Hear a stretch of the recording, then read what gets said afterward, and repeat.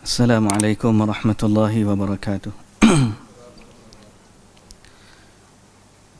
Bismillahirrahmanirrahim. Alhamdulillahi rabbil alamin.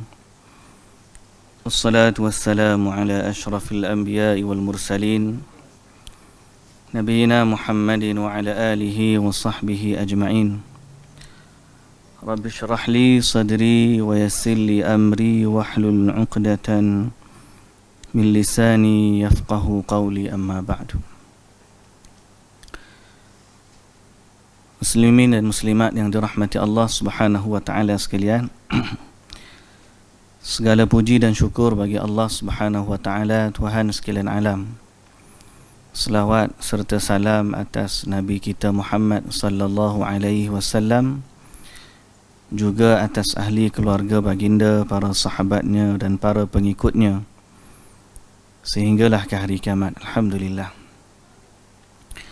Alhamdulillah juga kita syukur kepada Allah kerana pada pagi ini Allah Subhanahu wa taala memberikan kesempatan kepada kita dari sudut kesihatan, kelapangan masa, dan lebih utama lagi ialah soal taufik dan hidayah yang Allah Taala anugerahkan kepada orang-orang yang terpilih dari kalangan hamba-hambanya untuk kita berada dalam majlis ilmu dan untuk kita meneliti teks-teks atau nas-nas Al-Quran dan juga hadis yang mendekatkan diri kita kepada Allah Subhanahu wa taala.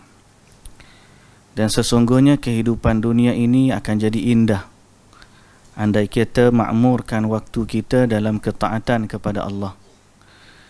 Kehidupan akan jadi indah dan bermanfaat bagi kita andai selama kita hidup kita mentaati Allah di atas panduan dan petunjuk darinya, dan kita meneladani Rasulullah sallallahu alaihi wasallam dalam mengabdikan diri kepada Allah Azza wa Jalla. Untuk itu maka kita berusaha sedaya mungkin untuk mentaati Allah dan menepati kehendaknya seperti mana yang telah Allah wahyukan dalam Al-Quran dan disampaikan oleh Nabi kita Muhammad sallallahu alaihi wasallam dalam sunnahnya, dan dijelaskan kepada kita oleh para alim ulama, terutama generasi salafus salih dari kalangan sahabat, tabi'in dan tabi'ut tabi'in. Tidak lain dan tidak bukan tujuannya untuk kita meraih kedudukan yang tinggi di hadapan Allah Subhanahu wa taala. Dan kita kena tahu bahawa Allah Subhanahu wa taala menyebut manusia ni ada 3 golongan. Golongan yang pertama ashabul yamin, golongan sebelah kanan. Golongan yang kedua ashabus shimal, golongan sebelah kiri. Dan ada satu lagi golongan ialah as-sabiqun as-sabiqun. Ulaikal muqarrabun fi jannatin na'im. Di mana golongan yang ketiga adalah para pelumba, orang-orang yang berlumba dalam mentaati Allah Subhanahu wa taala. Fasabiqun as-sabiqun, mereka inilah yang terkehadapan dalam mentaati Allah, dan merekalah juga yang terkehadapan nanti di akhirat dalam memasuki syurga Allah Subhanahu wa taala. Jadi semua orang sibuk nak jadi al-muqarrabun. Semua orang kejar, wa fi dzalika falyatanafasil mutanafisun. Orang berlumba-lumba nak jadi orang yang paling dekat dengan Allah Subhanahu wa taala. Tetapi dalam mencari kedudukan di sisi Allah Subhanahu wa taala, tidak sedikit orang yang tergelincir dari jalan yang sebenar. Kerana menuju Allah Subhanahu wa taala bukan sekadar rasa, bukan sekadar ikut hawa dan nafsu, tetapi mendekatkan diri kepada Allah perlu kepada panduan dan petunjuk dari Allah. Maka andai kita mendekatkan diri kepada Allah dengan petunjuknya, maka itulah orang yang berjaya. Dan andai orang itu mendekatkan diri kepada Allah tidak dengan petunjuk Allah, maka perbuatan mereka adalah sia-sia. Walaupun mereka menjenamakan diri sebagai wali dan seumpama dengannya. Dan tidak pelik kata Imam Syafi'i, aku tidak heran Kalau tengok orang berjalan di atas air sekalipun, sehinggalah aku bandingkan dia atau kita bandingkan dia dengan petunjuk Al-Quran dan juga As-Sunnah.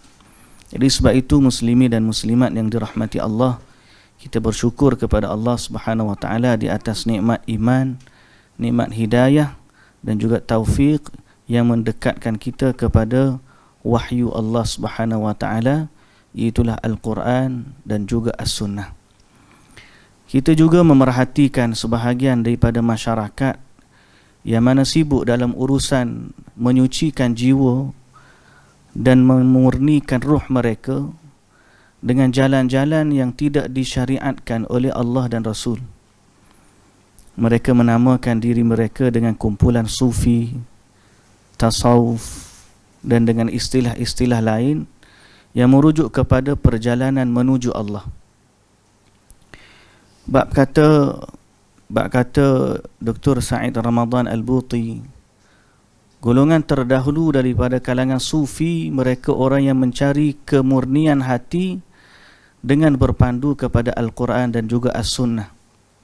Tetapi lately ni, di akhir-akhir ni, dia sudah tidak jumpa mereka itu. Andai kata benar-benar golongan sufi yang mana menggunakan jalan yang disyariatkan, maka tunjukkan kepada dia, dia tak jumpa zaman ni. Kalau disebut zaman dia, apatah lagi pada zaman kita. Dan ramai orang nak mengangkat dan menyanjung kumpulan-kumpulan sufi dalam keadaan mereka tak tahu inti kepada ajaran mereka itu. Bunyi macam golongan tasawuf, orang yang dekat kepada Allah. Bunyi macam seolah-olah mereka tu orang yang arif billah, orang yang kenal Tuhan. Bunyi seolah-olah mereka memiliki kedudukan yang tinggi dan mereka mula menjenamakan fulan sebagai wali, fulan sebagai wali, nak menunjukkan kedudukan yang tinggi di sisi Allah Subhanahu wa taala. Tetapi jangan kita lupa, yang melantik wali ni Allah, bukan kita. Dan yang memberikan ciri kepada wali juga Allah, bukan kita. Allah Ta'ala menamakan dalam Quran ada dua bentuk wali. Yang pertama wali Allah dan yang kedua wali syaitan. Wali Allah ni jelas. Allah Ta'ala kata, ala inna awliya Allah la khawfun alaihim wa la hum yahzanun. Bahawa wali-wali Allah itu tidak ada ketakutan kepada mereka dan tidak mereka bersedih hati. Siapakah mereka? Alladzina amanu wa kanu yattaqun. Mereka beriman dan bertakwa, mengikut syariat Allah Subhanahu wa taala. Tidak ada wali yang sebenar yang berani-beraninya buat syariat baru menyaingi syariat Allah Subhanahu wa taala. Kalau dia betul-betul wali Allah, dia tidak akan berani untuk menyaingi Allah dalam membina atau mewujudkan syariat baru, amalan baru, zikir baru, jenis selawat baru. Dia tidak akan berani. Kerana apa? Dia sangat takut kepada Allah Subhanahu wa taala. Tapi dalam urusan ni kadang-kadang mereka menampakkan rasa takut kepada Allah. Dalam masa yang sama sebenarnya perkataan mereka penuh dengan kebohongan terhadap agama. Dan itu yang dimaksudkan oleh Ibnul Jauzi dengan kitab dia ni Talbis Iblis. So hari ni kita akan sambung. Mudah-mudahan Allah memberikan taufik dan hidayah kepada kita pada muka surat 420 buku kita ni pada bab Talbis Iblis terkait syatah dan juga pengakuan sufi. Muka surat 420. Hari tu kita dah undur sekejap, kemudian kita depan balik. Betul dah cerita Abu Mu'ah kan? Saya tengok Abu Mu'ah tu tanda kita. Ana pun ingat sampai sini. Sebab kita berakhir hari tu kita bincang tentang perkataan sufi pada zikir hu kan. Dan kita dah nyatakan bahawa perkara tersebut menyalahi sunnah Rasulullah sallallahu alaihi wasallam, kerana Rasulullah sallallahu alaihi wasallam dialah yang paling takut kepada Allah. Dan kalau ada kata zikir hu tu beradab, kalau sebut anta tu tidak beradab, maka kita kata zikir yang Nabi sebut sebagai penghulu istighfar, Nabi guna kalimah anta. Nah, Allahumma anta rabbi la ilaha illa anta khalaqtani. Dan kalau kita kata anta tu biadab, sesungguhnya zikir Nabi Yunus dalam perut ikan nun juga guna kalimah anta. La ilaha illa anta subhanaka inni kuntu minadh zalimin. Jadi batallah dakwaan orang yang kata kenapa zikir dengan dhamir hu, dhamir ghaib untuk menunjukkan adab dengan Allah, maka perkataan itu terbatal kerana Rasulullah sallallahu alaihi wasallam juga mengajarkan dengan zikir anta, dan Nabi Yunus alaihi salam juga menyebut nama Allah dan berzikir dengan dhamir anta. Dan kita kembali kepada asal yang kita sebut tadi, tidak ada tata cara mendekatkan diri kepada Allah lebih baik daripada apa yang diajarkan oleh Rasulullah sallallahu alaihi wasallam. Jadi kita berakhir di situ. Sebelum daripada ni, maka hari ni kita akan masuk kepada talbis iblis terkait syatah dan pengakuan sufi. Dr. Mazlan jumpa ke? Ada? Kitab lain. Cuma kita tengok kalau anak boleh tunjuk.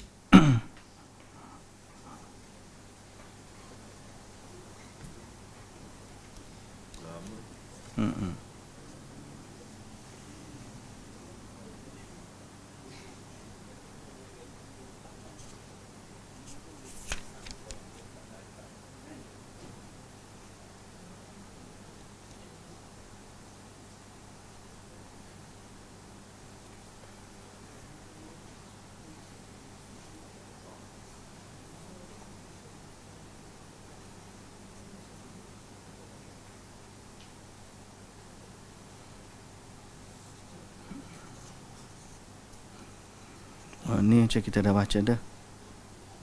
Sekejap.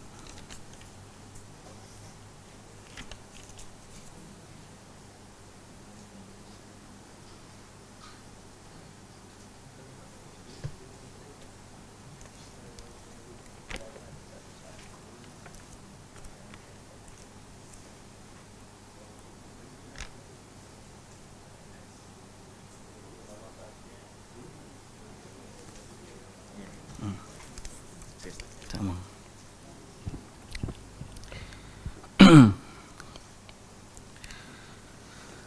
Jumpa dah? Ada? Yang lain cetakan sama lah. Lain. Nama dia pada tajuk dia, kalau ada orang lain ikut online cetakan lain, doktor punya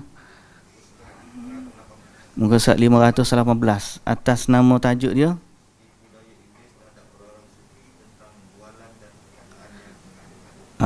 tipu daya iblis terhadap golongan sufi dalam perkataan yang dalam bualan mereka dan perkataan yang mengada-ngada. Kita punya tajuk terkait syatah dan pengakuan sufi. Syatah ni ialah satu keadaan mereka cakap, dakwaan mereka dia cakap dalam keadaan tidak sedar. Dia dah sampai satu level, dia punya fana, dia cakap pun dia tak sedar. Maka apa yang keluar pada masa tu adalah seakan-akan ilham ataupun perkara datangnya dari Allah Subhanahu Wa Taala. Lebih kurang macam itulah. Kita panggil syatah. Baik, bismillah, kita bacalah, sambung. Talbis iblis terkait syatah dan pengakuan sufi. Penulis berkata, perlu diketahui bahawa ilmu syar'i itu memunculkan perasaan takut, memandang rendah kepada diri sendiri dan membentuk sikap lebih banyak diam. Bila ada ilmu, dia akan jadi tengok, dia akan jadi rasa takut kepada Allah, dia rendah diri sendiri dan dia lebih banyak diam. Pasal apa? Sebab bila dia ada ilmu, dia tahu dia ni rupa-rupanya banyak benda hak dia tak tahu. Atau dia lebih kenal Allah, jadi lebih takut kepada Allah Azza wa Jalla. Perhatikan keadaan para salaf. Anda pasti merasakan bahawa rasa takut telah menguasai relung hati hingga jauh dari ungkapan mengada-ngada. Seperti perkataan Umar radhiyallahu anhu, celakalah Umar jika dia tidak diampuni. Umar, siapa pun ikat takut pada dosa, dia kata celakalah Umar kalau Allah tak ampun Umar. Abdullah bin Mas'ud berkata, andai saja aku tidak dibangkitkan lagi setelah mati. Aisyah radhiyallahu anha berkata, andai saja aku boleh jadi seorang yang tidak diperhatikan dan dilupakan. Sufyan Ats-Tsauri saat ajal menjemputnya bertanya kepada Hammad bin Salamah, apa kamu mengira orang seperti aku akan diampuni? Mereka ni a'lam, tokoh-tokoh besar dalam agama. Akan tetapi perkataan mereka menunjukkan sifat takut mereka kepada Allah Azza wa Jalla. Penulis berkata, kata-kata seperti itu muncul dari para pemimpin umat Islam kerana kuatnya ilmu mereka tentang Allah. Dan kekuatan ilmu itu boleh memunculkan perasaan takut kepadanya. Dia, yakni Allah Azza wa Jalla berfirman, innama yakhshallaha min ibadihil ulama. Di antara hamba-hamba Allah yang takut kepadanya hanyalah para ulama. Berarti lagi dia kenal Allah, lagi dia takut kepadanya. Makna serupa diungkapkan dalam hadis bahawasanya Nabi sallallahu alaihi wasallam bersabda, ana a'rafukum billahi wa ashaddukum lahu khasyah. Akulah yang paling mengenal Allah di antara kalian dan akulah yang paling takut kepadanya di antara kalian. Makna dalam hadis ni Nabi menggabungkan ma'rifah dengan khasyah. Lagi dia kenal Allah, lagi dia takut kepada Allah. Kerana itu pada para tokoh ilmuwan, para tokoh agama Islam yang terdahulu muncul daripada perkataannya sesuatu yang menampakkan rasa takut mereka kepada Allah Subhanahu wa ta'ala. Namun kerana sebahagian besar sufi jauh dari ilmu, maka mereka pun memperhatikan amalan-amalan pribadi. Dan kebetulan mereka mendapat suatu keunikan yang mirip dengan karamah, sehingga mereka mengemukakan berbagai pengakuan secara berlebihan. Jadi ada sebahagian daripada sufi ni, kita tak pukul rata semualah, tapi orang yang nak terjun dalam ilmu tasawuf, dia kena kenal kedok dan pekungnya sebahagian daripada ahli sufi yang palsu ni. Yang kita panggil, boleh kata, kalau dia sufi sebenar mengikut jalan para ulama terdahulu, mereka adalah orang yang menuju Allah dengan panduan dari Quran dan Sunnah. Tapi golongan tasawuf yang mengada-ngada ni, dia menzahirkan amalan-amalan pribadi yang jauh dari ilmu. Tak ada dalam Quran, tak ada dalam hadis, tapi dia menzahirkan amalan-amalan pribadi. Oh, dia zikir macam ni, dia zikir macam tu, tok guru dia zikir macam ni. Yang mana ini semua adalah amalan pribadi. Cuma dia nampak gah kerana pada guru tersebut tiba-tiba Allah bagi kepada dia sebahagian yang mereka anggap sebagai karamah. Jadi dia nampak gah. Tu pun kadang-kadang cerita karamah tu pun belum tentu cerita betul. Sehari dua hari ni kita banyak dengar cerita orang tonjolkan karamah para wali. Kita tidak menolak adanya perkara-perkara ajaib yang Allah kurniakan. Tapi biarlah pertama betul-betul benda tu berlaku. Yang kedua, kalaupun dia berlaku, dia tidak menjustifikasikan kebenaran amalan sesuatu. Kerana boleh jadi karamah tu datang bukan dengan sebab amalan hak tu, tapi amalan yang lain. Yang kita tak tahu, boleh jadi dia ni salat di awal waktu. Boleh jadi dia salat berjamaah. Tapi dia balik rumah dia zikir dengan benda-benda lain. Jadi orang kata, oh sebab zikir ni hak lain, hak pelik pada orang. Padahal boleh jadi Allah bagi rezeki kepada dia benda tu kerana sifat salatnya di awal waktu. Boleh jadi, wallahu ta'ala alam. Tapi apa pun dalam soal ni, karamah ataupun kepelikan sesuatu tidak menjadi bukti bahawa benarnya sesuatu amalan sehinggalah dia dibandingkan dengan Al-Quran dan juga As-Sunnah.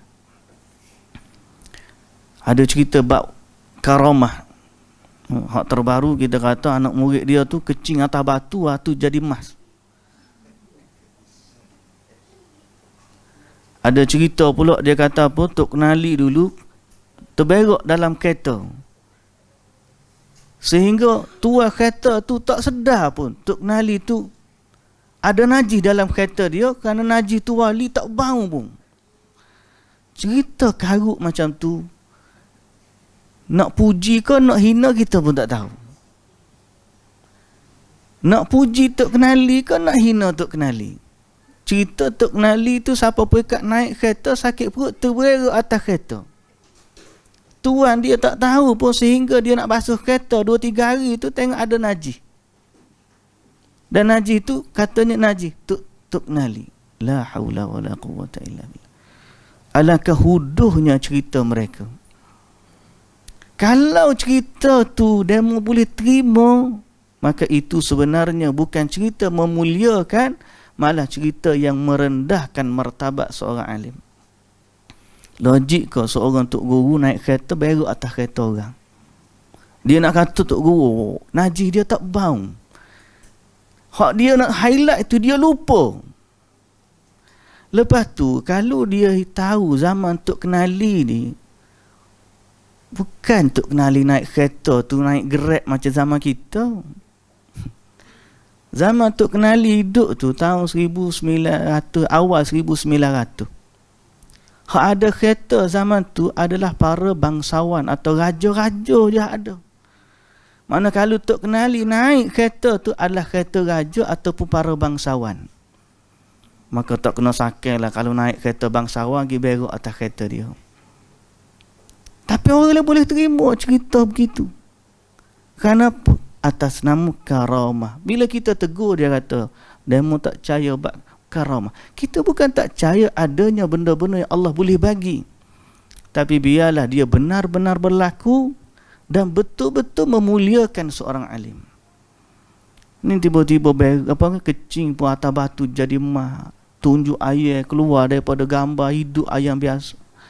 Semua itu adalah cerita-cerita penglipu lara. Dan mana kalau pun dia tidak menambahkan manfaat dari sudut benar ataupun tidaknya amalan seseorang. Kita kena kembali dalam soal beramal ni, kembali kepada nas Quran dan juga sunnah. Sebab itulah petunjuk. Ni kadang-kadang mereka sampai mengangkat satu tokoh secara berlebih-lebihan. Secara berlebih-lebihan. Ada seorang wali tu bila buat X-ray tengok-tengok tak ada jantung. Hidup tak ada jantung.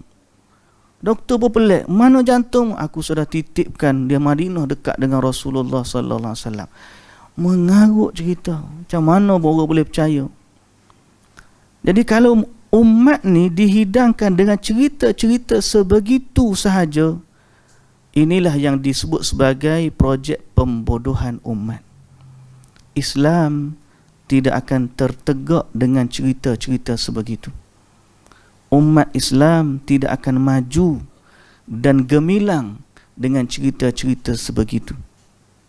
Tapi umat Islam yang dahulu gemilang dengan akidah mereka yang mantap, dengan jihad mereka, dengan mereka menguasai ilmu berdasarkan Quran dan Sunnah, menguasai ilmu bahasa Arab, menguasai ilmu falak, menguasai ilmu matematik dan ilmu-ilmu yang lain, semuanya secara bertulis dan tidak dibina di atas cerita-cerita dongeng yang melampau.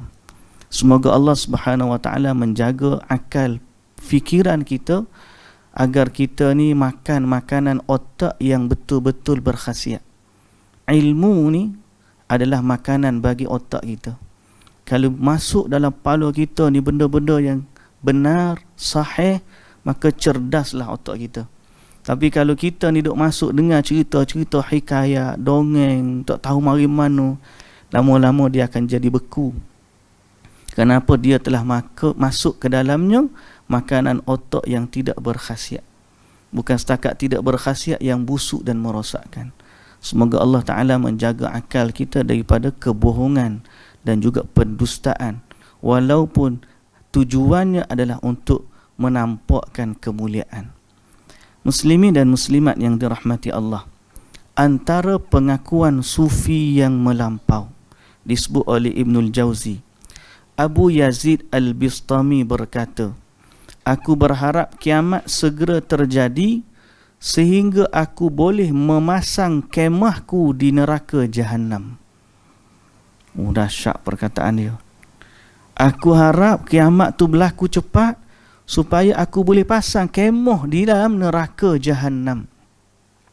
Seorang bertanya kepadanya, mengapa sikap anda seperti itu wahai Abu Yazid? Dia pun menjawab, kerana aku tahu bahawa neraka Jahannam akan padam ketika melihatku, sehingga aku boleh menjadi rahmat bagi seluruh makhluk. Tuan-tuan perhati perkataan dia. Saya ulang baca perkataan dia. Orang tanya, kenapa kamu harap nak berlaku kiamat? Supaya aku boleh pasang kemah dalam neraka. Kenapa pula kamu nak pasang kemah dalam neraka? Dia kata, kerana apabila neraka melihatku, maka apinya akan terpadam. Besarnya untuk guru dia ni. Bila neraka tengok untuk guru dia ni, bila neraka tengok dia ni, padam api neraka. Dan dengan sebab itu dia menjadi rahmat bagi sekalian makhluk.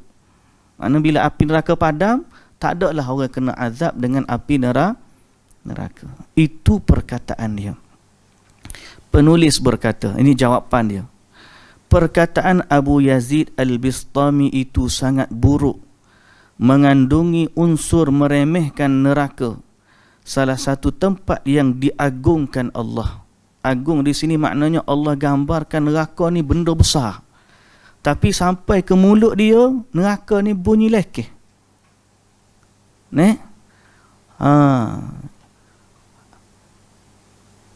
Apa dia tu perkataan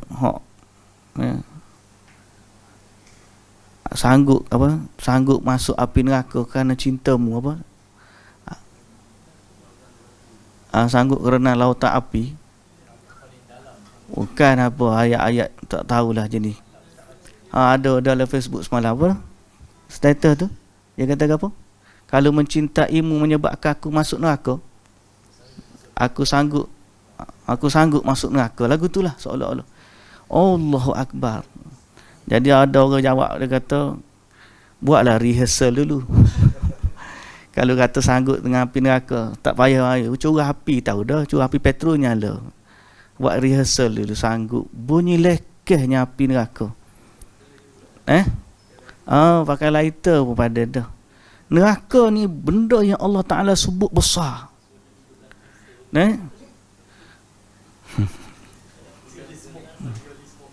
Bagi awali semua. Tak payah lama ni tak. Boleh tu. Bukan api pun, semua je. Tengok jadi lagu mana. Allahul Musta'an. Jadi perkataan Abu Yazid itu sangat buruk, mengandungi unsur meremehkan neraka, salah satu tempat yang diagungkan Allah. Maknanya Allah sebut neraka ni benda yang besar, benda yang cerita dia berat, bukan remeh. Sungguh dikala menyebut neraka, Allah selalu memperingatkan kita atas bahayanya. Allah Subhanahu wa taala berfirman, fattaqun nar allati waquduha an-nas wal hijarah, maka takutlah kamu akan api neraka yang bahan bakarnya manusia dan batu. Allah kata lagi, idza ra'athum min makanin ba'idin sami'u laha taghayyudan wa zafira, apabila ia yakni neraka melihat mereka dari tempat yang jauh, mereka mendengar suaranya yang gemuruh kerana marahnya. Bunyi neraka tu menggerunkan. Api neraka tu bahan bakarnya manusia dan batu. Dalam ayat yang lain, Abu Hurairah dan ayat-ayatnya yang lain. Dari Abi Hurairah radhiyallahu anhu bahawa Rasulullah sallallahu alaihi wasallam bersabda, "Inna narakum hadhihi ma yuqidu bani Adam juz'un min sab'ina juz'an min harri jahannam." Api kalian ini yang dinyalakan anak-anak Adam, makna api yang ada di atas dunia ni yang kita anak Adam duk guna selama ni, adalah satu bahagian dari 70 bahagian dari panasnya api neraka Jahannam. Jadi berat cerita neraka ni, berat. Para sahabat bertanya kepada baginda, "Demi Allah, api dunia ini saja sudah cukup untuk membakar orang-orang yang durhaka, wahai Rasulullah."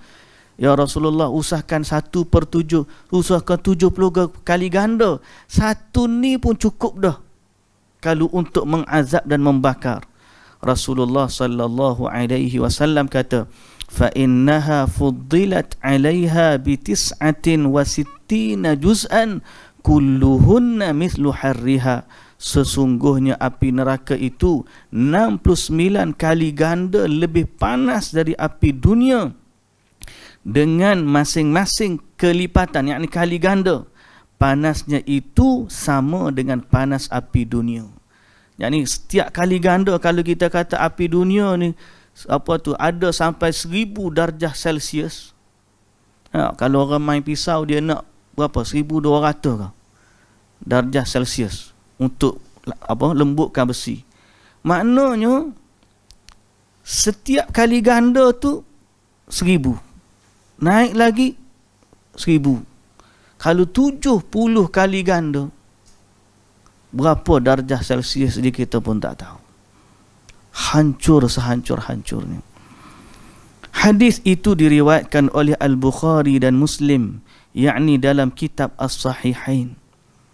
Takut tak dengar cerita neraka? Tiba-tiba dia boleh kata, neraka tengok aku, padam api neraka. Ni golongan sufi perkataan begini. Disebutkan dalam hadis-hadis yang hanya dinukil atau diriwayatkan oleh Imam Muslim dari Ibni Mas'ud radhiyallahu anhu, dari Rasulullah sallallahu alaihi wasallam, baginda bersabda, "Yu'ta bi jahannama yawma idzin laha 70,000 zimamin ma'a kulli zimamin 70,000 malakin yajurrunaha." Neraka Jahannam didatangkan pada hari itu, terlihat dia memiliki 70,000 tali kekang. Setiap tali kekang itu diseret oleh 70,000 malaikat. Bukan sebab besar dia saja. Bila kita kata ada 70,000 kali kekang, tali kekang menunjukkan besarnya neraka Jahannam. Tapi zimam dalam bahasa Arab bukan sekadar untuk tarik benda besar. Zimam kalau dalam bahasa Arab juga adalah untuk mengawal behavior, sikap dia. Contohnya, zimam digunakan pada kuda yang liar. Kita tambak-tambak kuda, kita panggil zimam. Pasal apa? Zimam tu bila tarik tali tu, kuda tu tidak liar. Bila sebut neraka ni ada 70,000 zimam, tali kekang, bukan sekadar menggambarkan besarnya api neraka, tetapi kerana ganasnya api neraka. Dia bersifat menyambar, bersifat mengazab, dia akan bakar siapa sahaja yang dimurkai oleh Allah dengan kemurkaannya. Sebab tu sami'u laha taghayyuzan wa zafira. Bunyi api neraka membakar dengan marak kerana marahnya. Sebab ayat yang kita bacakan tadi. Sami'u laha taghayyuzan wa zafira, mendengar suaranya yang gemuruh kerana marahnya api neraka. Jadi sehingga dia ada 70,000 tali kekang, setiap satu ditarik oleh 70,000 malaikat. Jadi nas agama cerita tentang api neraka ni besar, berat. Tiba-tiba dia mari kat dia, remehnya api neraka. Sedang Umar radhiyallahu anhu pernah berkata, "Wahai Ka'ab, buatlah kami takut. Ka'ab berkata, wahai Amirul Mukminin, kerjakan amalan seperti amalan seorang lelaki. Jika engkau menemui hari kiamat dengan membawa 70 amalan Nabi, 70 Nabi, nescaya engkau tetap menganggap amalanmu tersebut tidak seberapa. Ya, anggapan ini lantaran dahsyatnya huru-hara yang engkau lihat saat itu. Kata Ka'ab kepada Umar, kalau kamu datang hari akhirat, tengok neraka, nescaya kamu rasa tak cukup bawa amalan. Andai kata kamu bawa amalan setanding 70 orang Nabi, pun bila mu tengok neraka, mu rasa amalanmu tak cukup. Beratnya neraka. Umar bila dengar begitu, dia tunduk kepala sesaat. Lalu dia angkat kepala, dia kata kepada Ka'ab, tambah lagi wahai Ka'ab. Ka'ab pun sambung lagi, wahai Amirul Mukminin, andai neraka Jahannam dibuka seukuran hidung kerbau, lubang hidung kerbau buka sebesar tu di sebelah timur, dan seseorang berdiri di sebelah barat, nescaya orang di barat itu akan mendidih otaknya kerana kepanasan api neraka di sebelah timur. Maka Umar tunduk lagi kepala dia sesaat. Lalu dia angkat semula, dia kata, tambahkan lagi wahai Ka'ab. Ka'ab kata lagi, wahai Amirul Mukminin, pada hari kiamat neraka Jahannam menarik nafas dengan kencang. Saat itu tidak ada malaikat yang didekatkan dan tidak ada pula Nabi yang dipilih, melainkan dia akan berkata,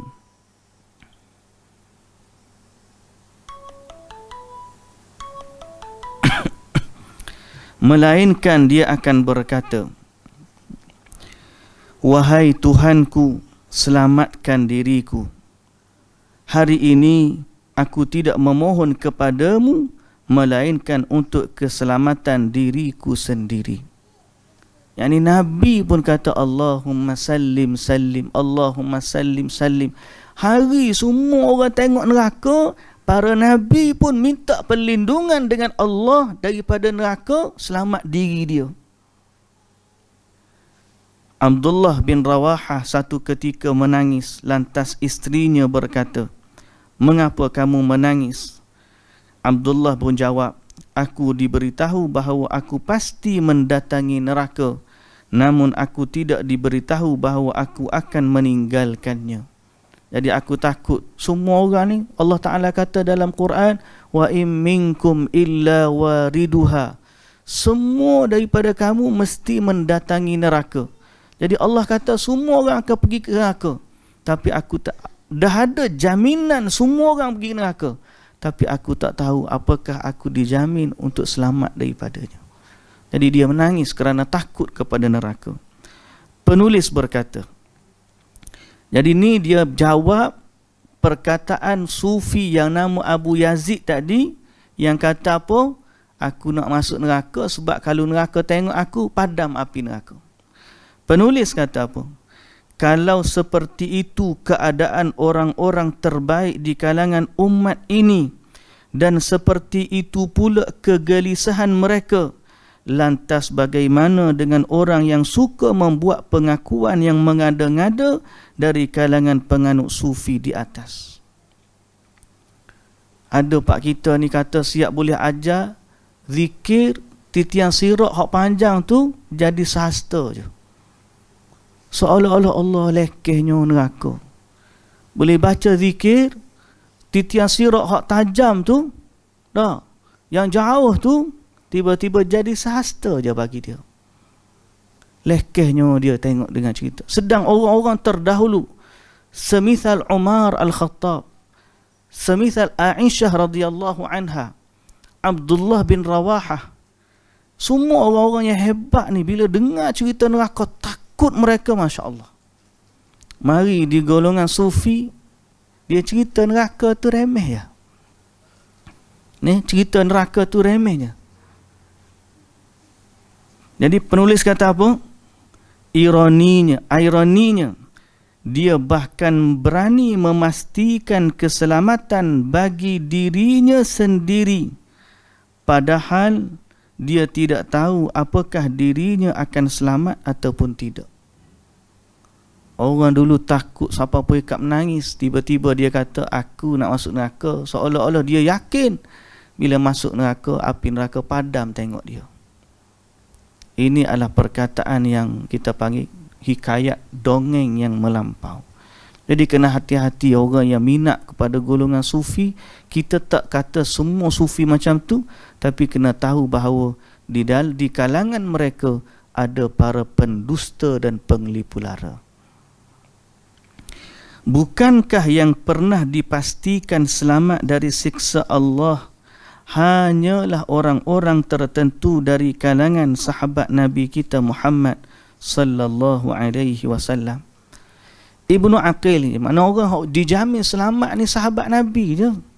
Tu pun sahabat Nabi yang dijamin syurga seperti Umar tadi, dengar neraka masih lagi takut. Ibnu Aqil rahimahullah berkata, diriwayatkan dari Abu Yazid, orang yang sama, bahawa dia berkata, neraka itu apa? Bunyi dia, neraka tu apa dia neraka tu? Demi Allah, apabila aku melihatnya, pasti aku padamkan dia dengan hujung baju tambalanku. Baju aku hak tertampar-tampar ni, kalau aku tengok neraka, aku padamkan dia dengan hujung baju aku. Atau kata-kata yang senada dengan ini. Kata dia, siapa pun yang mengucapkan kata-kata seperti itu, bererti dia zindiq, yakni orang tidak ada agama. Berani kata lagu tu, sehingga wajib dibunuh, kata Ibnu Aqil. Tidaklah menghina dan merendahkan sesuatu selain buah dari pengingkaran atas sesuatu tersebut. Orang yang merendahkan sesuatu, dia buat begitu kerana mengingkarinya. Seolah-olah dia tahu neraka ni begitu je bagi dia. Orang yang percaya keberadaan jin akan meriding, bahasa kita meriding, meremang. Ketika berada di tengah kegelapan, kalau dia percaya ada hantu duduk dalam gelap seorang-seorang, takut tak? Takut. Ada jin lah kita kata. Dan mungkin saja sementara orang yang tidak percaya keberadaan jin, dia tidak merasa takut.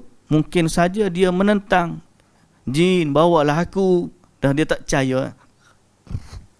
Orang yang mengucap omong kosong tersebut, yakni kata dia neraka tu aku boleh padamkan dengan hujung baju aku je.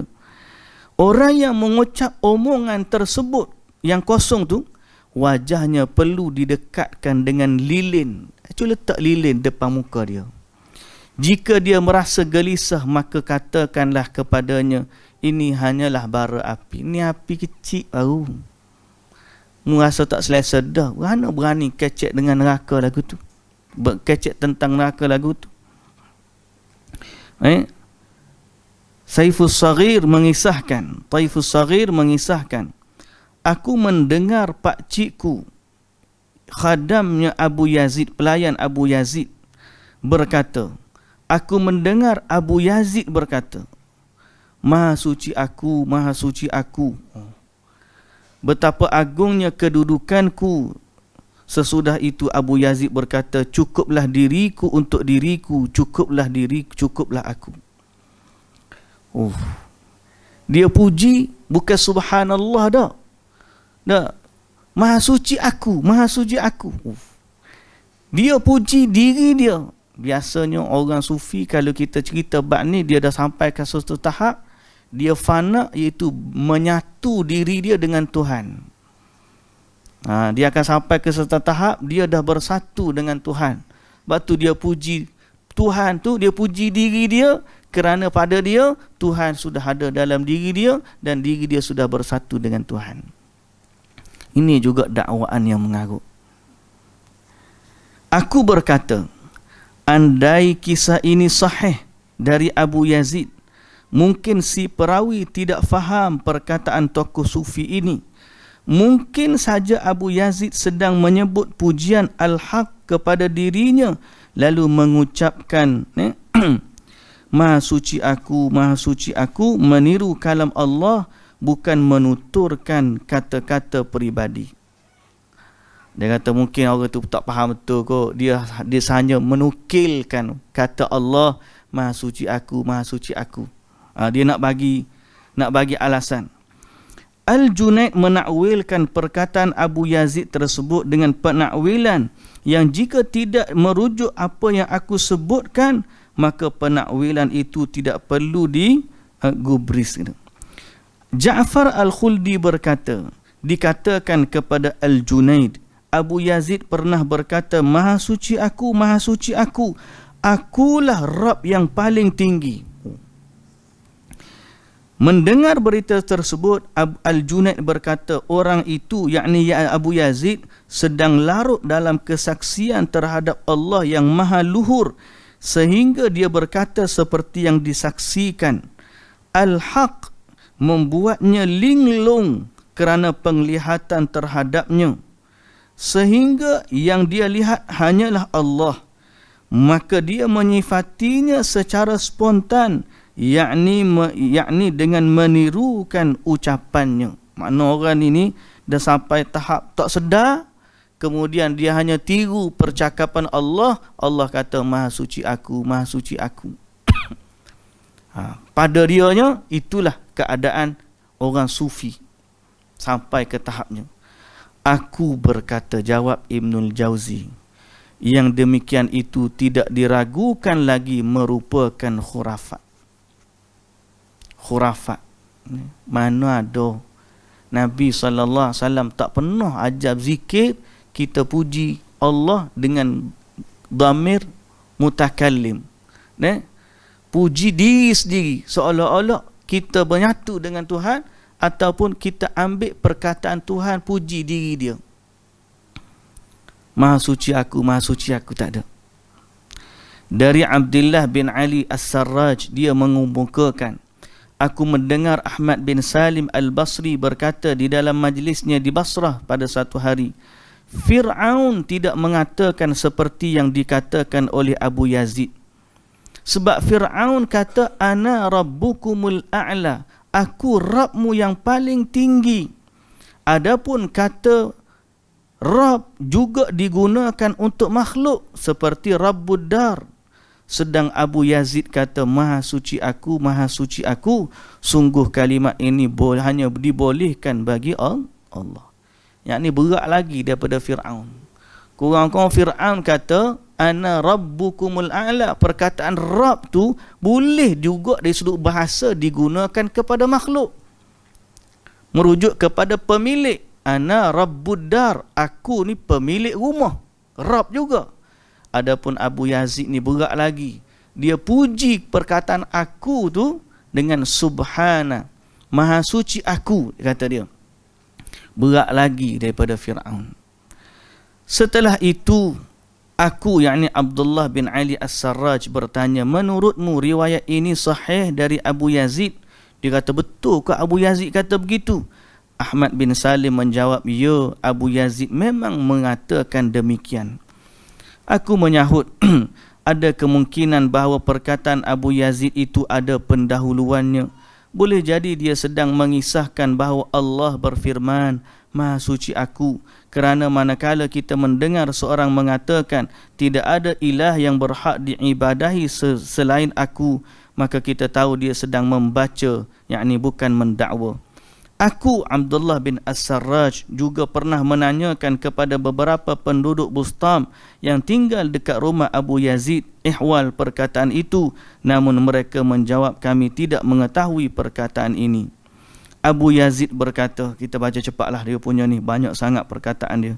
Aku akan bertawaf mengelilingi Baitillah sampai saat sampai ke sana aku melihat Baitullah berputar mengelilingiku. Dahsyat. Aku pergi tawaf di Kaabah, sampai di Kaabah aku tengok Kaabah tawaf aku. Ni semua ni dongeng. Sebab tu kalau kita dengar perkataan golongan-golongan ni, lepas tu kita orang yang ada akal, yang logik, kita akan dapati terlalu banyak kisah-kisah dongeng. Ni Kisah-kisah dongeng ni banyak sangat. Dan mereka guna kisah-kisah ini untuk meninggikan martabat guru-guru mereka. Dah nak bagi hujah benda lain tak boleh. Justifikasi apa yang dia boleh kata Tok Guru dia hebat? Dengan cerita-cerita macam ni lah. Dengan cerita-cerita macam ni. Jadi dia kata apa? Abu Yazid kata, aku pergi tawaf di Kaabah. Sampai dekat Kaabah, Kaabah tawaf aku. Hai, lemah bila kita dengar baca. Berasa tak saya baca perkataan mereka ni. Berasa tak saya baca. Taifus Saghir mengatakan, Taifus Saghir mengatakan, aku mendengar Abu Yazid berkata, saat melaksanakan ibadat haji yang pertama, aku melihat Baitillah. Saat melaksanakan haji yang kedua, aku melihat pemilik Baitillah, tak nampak dah Baitillah. Saat buat haji kali ketiga, Baitillah pun tak nampak, tuan kepada Baitillah pun tak nampak. Hak nampaknya tinggal dia jelah. Lalu ditanya tentang Lauh Mahfuz. Abu Yazid berkata, akulah Lauh Mahfuz. Dari Abi Musa Ad-Du'ali bahawa dia mengutarakan, aku pernah berkata kepada Abu Yazid, aku menerima khabar bahawa ada 3 orang yang berhati seperti Jibril. Abu Yazid berkata, akulah 3 orang itu. Aku bertanya, Abu Musa tanya lagi, macam mana boleh 3 orang tu kamu? Abu Yazid kata, sebab pertama hatiku, yang kedua pemikiranku, yang ketiga rohku. Inilah 3 yang berhati seperti Jibril. Aku lagi berkata, maksud Abu Musa, aku juga mendengar khabar bahawa ada seorang yang hatinya seperti Israfil. Tanya lagi Abu Yazid. Abu Yazid kata, akulah orangnya. Aku ini laksana samudra yang dalam, tanpa dasar dan tanpa hujung. As-Sahlaki mengatakan, seorang membaca dekat dengan Abu Yazid ayat ini, inna batsha rabbika la syadid, sesungguhnya azab Tuhanmu sangatlah keras. Abu Yazid lantas menyahut, demi hidupnya, sesungguhnya azabku lebih keras dari azabnya. Azab hak dia lebih keras daripada azab Allah. Dikatakan kepada Abu Yazid, kami mendengar khabar bahawa engkau termasuk daripada ke dalam yang 7, yakni wali badal. Abu Yazid berkata, akulah ke-7 wali itu. Seorang mengatakan depan Abu Yazid, sungguh makhluk berada di bawah panji Nabi Muhammad sallallahu alaihi wasallam. Abu Yazid menyahut, demi Allah, panjiku lebih agung daripada panji Muhammad. Semua jin dan manusia berada di bawahnya dan mereka semua bersama para nabi. Panji dia lagi hebat daripada panji Nabi. Abu Yazid mengucap, maha suci aku, alangkah agungnya kekuasaanku, tidak ada makhluk sepertiku di langit dan tidak ada yang bersifat sepertiku di muka bumi. Akulah dia, dialah aku dan dia adalah dia. Ada orang kita suka jenis lagu ni. Kalau kecek akulah Tuhan, mana dialah dia, mai ke aku mai ke kona. Dia pun tertafsir bila sebut tentang Tuhan, terjemah Tuhan, dia tak guna ada perkataan Tuhan, dia akan guna kalimah aku. Ada pak kita. Tak kira anak al-haq ke apa semua, bila terjemah pasal Tuhan, dia akan guna kata ganti nama aku. Tuan-tuan perhatilah. Ditanya kepada Abu Yazid, apa kamu termasuk satu dari 7 wali badal yang menjadi pasak bumi? Abu Yazid kata, akulah yang 7 itu.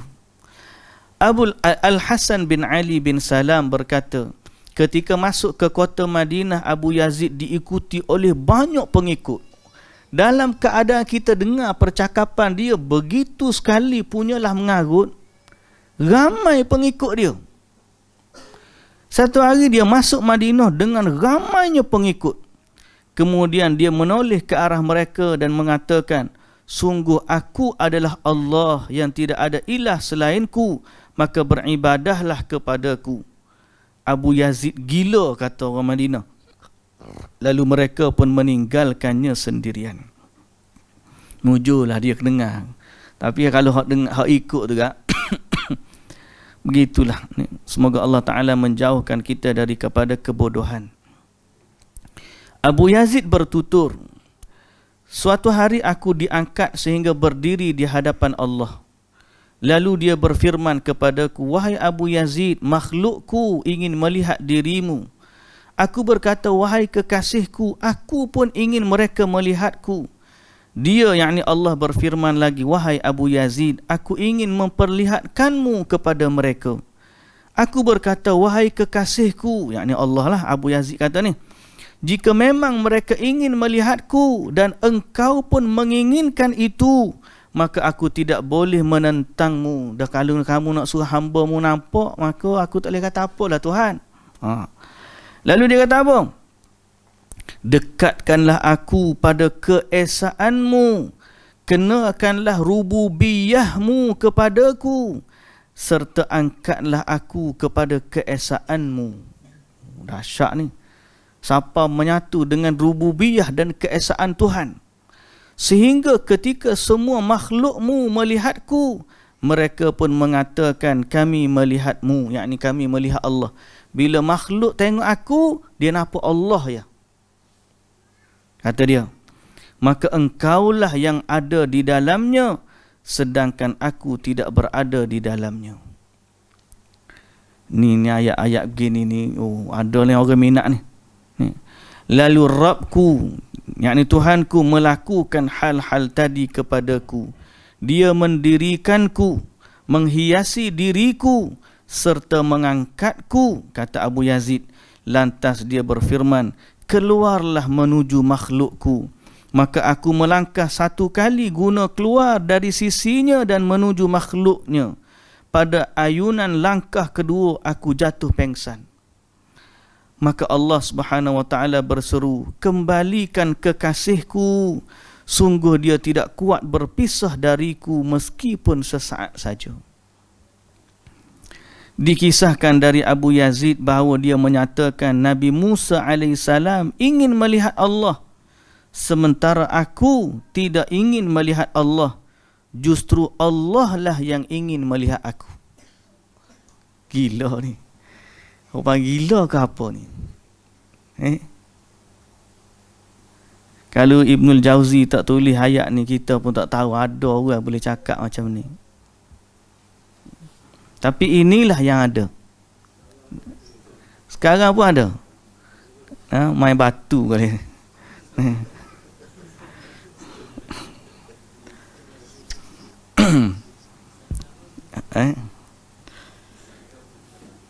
Dari Al-Junaid bin Muhammad, dia berkata, kemarin seorang lelaki dari Bistam yang datang menemuiku, dia menuturkan bahawa dirinya pernah mendengar Abu Yazid Al-Bistami berkata, ya Allah, jika di dalam ilmumu yang terdahulu terdapat ketentuan bahawa engkau akan menyeksa salah seorang makhlukmu dengan api neraka, maka besarkanlah tubuhku supaya neraka tidak memuat orang lain bersama diriku.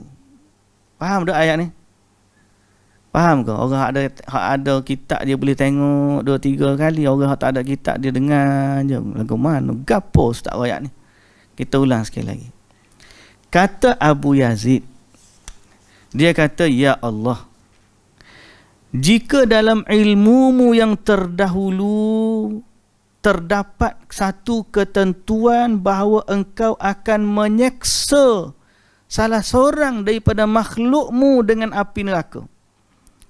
Kalau kamu takdirkan dalam neraka tu ada makhluk yang kena seksa dengan ikut ilmumu terdahulu, ya Allah, maka besarkanlah tubuhku supaya neraka hanya boleh bakar aku je. Orang lain tak muat dah nak masuk neraka. Tadi nak buat kemah dalam neraka. Neraka tengok dia padam api neraka. Mari orang hak lain pula ni, dia ni panggil syatah ni. Dia sufi ni cakap tanpa sedar. Pada mereka ini adalah perkataan-perkataan yang demo tak faham, demo tak rasa kecek lah, mungkin demo bukan ahli sufi. Hanya ahli sufi yang faham perkataan sufi ni. Apa tu faham lagu mana? Nak faham lagu mana? Cuba bagi tahu. Dia kata, ya Allah, andai dalam ketentuanmu terdahulu ada salah seorang daripada makhlukmu yang akan masuk neraka, maka besarkanlah diriku sampai neraka hanya cukup untuk bakarku, tak boleh masuk dah makhluk lain. Penulis berkata, jawab Ibnul Jauzi kata, seluruh pengakuan Abu Yazid di atas jelas sekali buruk. Sementara pernyataan terakhir ini berdasarkan tinjauan syariat. Bila kita banding dengan syariat, perkataan itu, walaupun orang sufi kata, mu tak sekecek, mu tak faham, demo tak kena bagai boh. Nak demo tidak ahli sufi nak kecek bab sufi lagu mana? Demo hak kena tu setara mana kena? Kita nak kena, kita banding dengan syariat. Perkataan tu banding dengan syariat. Perkataan pertama, Abu Yazid kata, jika dalam ilmumu yang terdahulu, ni seolah-olah dia tak pasti lagi ada ke tidak makhluk Allah yang akan masuk neraka. Sebab dia kata, jika menurut ilmumu yang terdahulu ada satu makhluk akan bakar dari bakar neraka. Kita kata pernyataan tu salah dah. Sebab apa? Sebab dalam Quran jelas-jelas dah Abu Lahab penghuni neraka. Jelas-jelas dah Fir'aun penghuni neraka. Lepas tu mu kata jika mengikut ketentuanmu ada makhluk akan bakar dia dalam neraka. Maknanya kamu tak confirm hak Tuhan kata confirm ni. Salah dah syariat situ. Yang kedua, perkataan dia kata besarkanlah tubuhku supaya tak ada orang lain kena masuk neraka melainkan aku. Jawapan dia kata, andai kata dia sebut besarkanlah tubuhku untuk bela orang mukmin, boleh kira. Ayat dia kata biarlah tak ada orang lain masuk neraka, maknanya dia berhasrat, bercita-cita orang kafir pun tak kena azab api neraka. Tak? Berarti kalau dia kata begitu, Abu Lahab pun tak boleh masuk neraka, Fir'aun pun tak boleh masuk neraka, biar dia seorang je masuk neraka. Menyalahi syariat. Bunyi tak ada, macam kita baca mula-mula macam hebat. Kalau kita tak banding perkataan sufi dengan syariat, kita akan ditipu bodoh-bodoh kerana penampilan dan gaya bahasa mereka. Dan yang ketiga, salah dia yang ketiga. Mu nak besar setara mana yang kata hanya kamu je muat neraka ni? Mu tak tahu ke neraka ni besar dia? Tidak ada yang tahu seberapa besar neraka Allah. Dan tidak ada yang mampu bertahan di dalamnya. Tiba-tiba mu kata besarkan aku siapa mereka? Neraka tak cukup untuk orang lain. Aku menambahkan, sesudah itu Abu Yazid berkata, demi Allah, kemarin aku berbicara dengan Khidir berkaitan persoalan ini. Para malaikat menganggap baik kata-kataku. Bahkan Allah mendengar kata-kataku dan dia tidak mencelaku kerananya. Andaikan dia mencelaku, tentulah dia akan membuat diriku menjadi bisu. Guna pula nama Nabi Khidir. Dia kata, semalam aku jumpa Nabi Khidir, aku royak lagu ni juga ke dia. Dia pun tak kata apa, malah malaikat pun menganggap perkataan aku ni molek, dan Allah pun dengar. Dan Allah pun tak marah aku kata lagu ni. Sebab kalau Allah marah, mesti aku dah jadi bisu hari ni. Aku berkata, kata penulis ni, jika orang sufi ini tidak disebut mengalami kegilaan, tentu kata-katanya pantas dibantah. Kalau orang kata lagu ni tidak gila lagi, tak tahu nak kata apa. Gila dah. Orang panggil. Orang tak ada lah. Orang panggil Utamala ni bukan setakat gila. Kalau gila, tak apa orang gila, orang bodoh. Ni tak cakap gitu kalau gila biasa. Ni memang orang panggil main batu boleh main batu. Nak kena stone lebih dos ni. Tahulah. Kena cak senapang berapa ten tak tahulah. Di mana dia tahu bahawa para malaikat menganggap baik kata-katanya. Betapa banyak perkataan memalukan tapi pengucapnya langsung tidak dijatuhi hukuman. Aku mendengar khabar dari Maimun Abdi. Dia berkata, aku mendengar khabar dari Samnun Al-Muhib bahawasanya dia menyebut Abu Yazid Al-Kadzab, si pendusta, kerana bait-bait syair yang pernah digubahnya. Aku tidak memiliki bahagian pada selainmu, maka ujilah aku sekehendak hatimu. Ni dia kata apa? Si Abu Yazid ni dia pernah kata bait-bait begitu. Benar saja. Setelah itu dia tertimpa penyakit, tidak boleh buang air kecil sehingga segalanya menjadi kacau baginya. Setelah peristiwa ini dia biasa mengelilingi tempat-tempat belajar dengan membawa botol di tangannya. Air kencingnya menitis dari botol tadi. Dia meminta kepada anak-anak, doakan kebaikan bagi paman kalian yang pendusta ini. Akhirnya kesudahan dia, Allah tak, dia cabar neraka, Allah tak bagi api pun. Allah tahan air kencingnya. Tu pun habis huru-hara dah.